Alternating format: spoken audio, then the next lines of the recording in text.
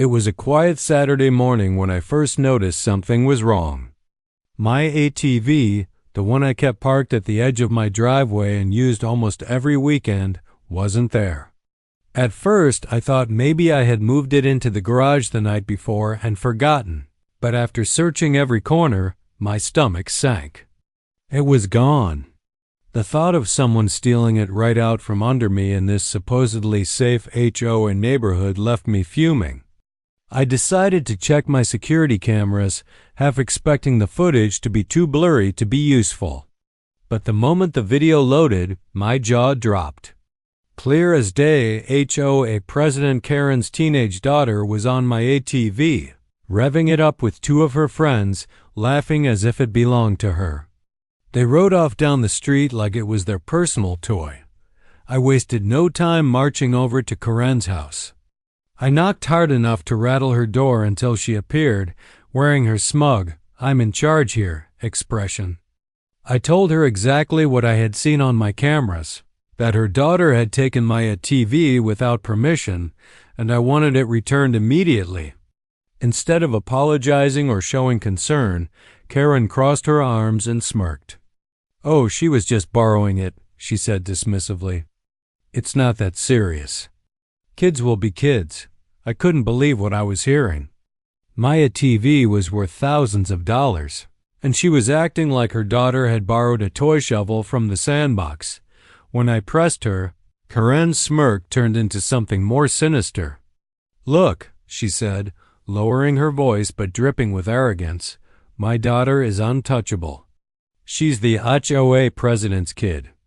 You'd be smart not to make this a big deal." I could feel my blood boiling, but I held my ground. I told her plainly that what her daughter had done was theft, no matter how she tried to spin it. Karen just waved me off and closed the door in my face. I walked back home furious, knowing this wasn't going to be as simple as asking for what was mine. Karen's daughter thought she could get away with anything because of her mom's position, and Karen was more than happy to enable her.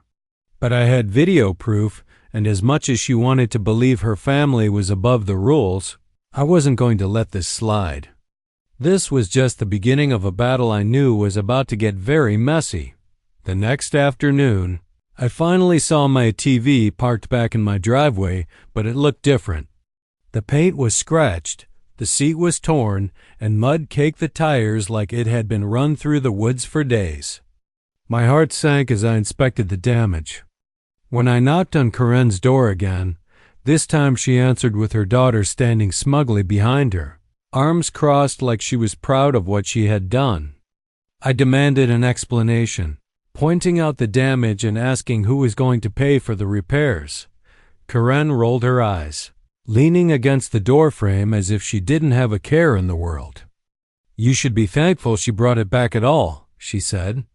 "Honestly, if you don't want things like this to happen, maybe you should stop leaving expensive toys out where kids can see them." Her tone was sharp and mocking, as if the theft was somehow my fault.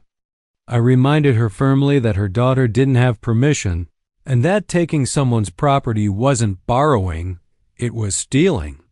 Her daughter chimed in then, smirking. "What are you going to do about it? My mom runs this neighborhood. You can't touch me."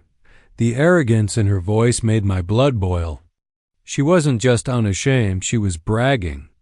Karen put her hand on her daughter's shoulder like she was proud of her, then added, "Careful what you say. You know, the HOA board can fine you for leaving vehicles out in your driveway. Technically, your ATV is a violation. If you make this into a problem, don't be surprised if you end up paying us." I was stunned. Not only were they refusing to take responsibility, but now they were threatening me with fines for being the victim. I could feel the power trip oozing from both of them, as if the rules didn't apply to them but could be twisted at any time to punish me. I told them flat out that I wasn't intimidated and that they hadn't heard the last of this. Karen just laughed, the kind of laugh that told me she thought she'd already won out as I walked back to my house. I knew I was dealing with more than just a bratty teenager and a dismissive parent.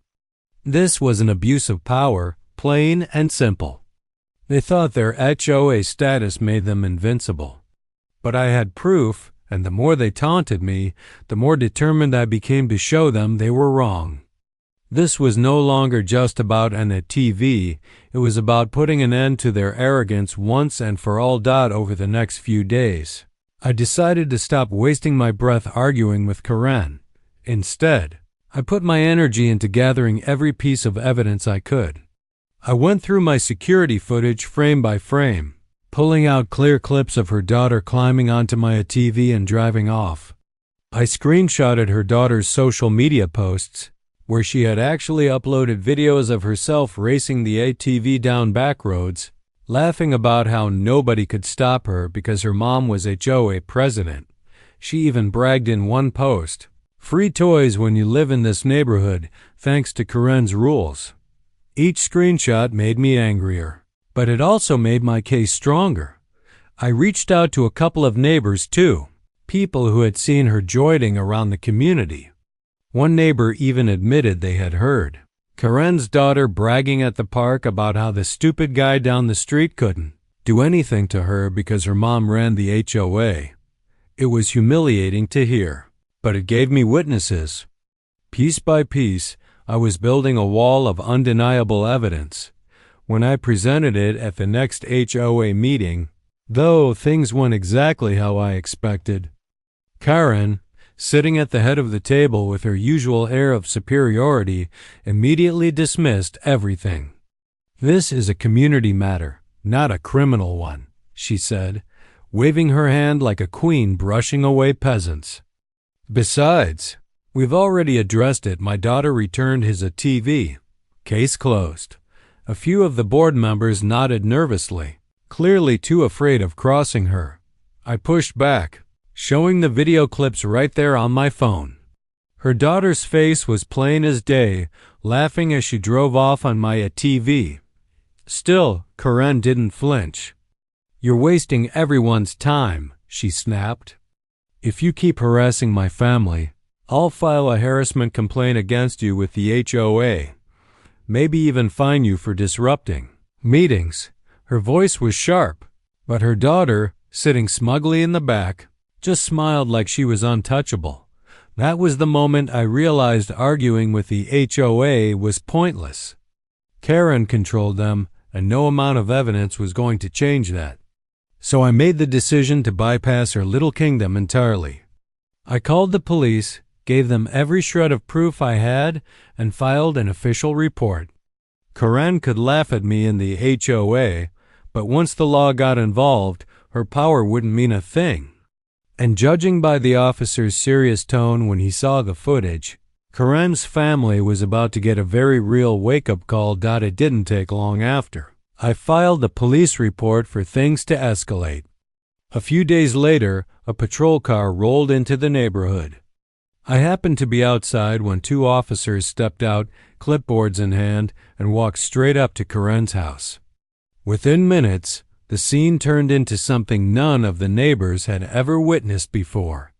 Karen stormed onto the porch, shouting at the officers as if they were HOA volunteers she could order around. "You can't just show up here," she barked, her voice shrill and full of outrage. "This is a private matter. I'm the HOA president, and my daughter has done nothing wrong." The officers didn't flinch. Calmly, they explained that they had evidence of theft and property damage, including video footage and online postings. Karen's daughter appeared behind her, rolling her eyes and muttering that it was just a joke. When the officers asked her to step forward, Karen spread her arms protectively like a shield. "She's untouchable," Karen snapped. "Do you hear me? Untouchable. You can't arrest the HOA president's daughter." But the law didn't care about HOA titles. One of the officers firmly told Karen to step aside, warning her that interfering would only make things worse. The daughter tried to laugh it off, but the moment the handcuffs clicked around her wrists, her smirk vanished. She twisted and pulled away, shouting, "You can't do this to me. My mom will sue you all." Karen screamed even louder, threatening lawsuits, demanding to speak to the police chief, insisting that the neighborhood rules gave her authority. But none of it mattered. The officers escorted the girl down the porch steps as neighbors peeked out from windows and doorways, whispering in disbelief. Karen's power meant nothing now. Her daughter was being led away in front of everyone. The so-called untouchable finally facing real consequences. I watched silently from across the street, a mix of relief and vindication washing over me. My ATV had been returned damaged, but seeing justice finally catch up to them was worth more than the repairs. As the squad car pulled away, Karen stood frozen on her lawn, red-faced and trembling with rage. She locked eyes with me and shouted threats about ruining my life, but her voice cracked under the weight of defeat. For once, the neighborhood bully had lost. I turned and walked back to my house, knowing I had proven the truth. No matter how much power someone thinks they hold, nobody is above the law.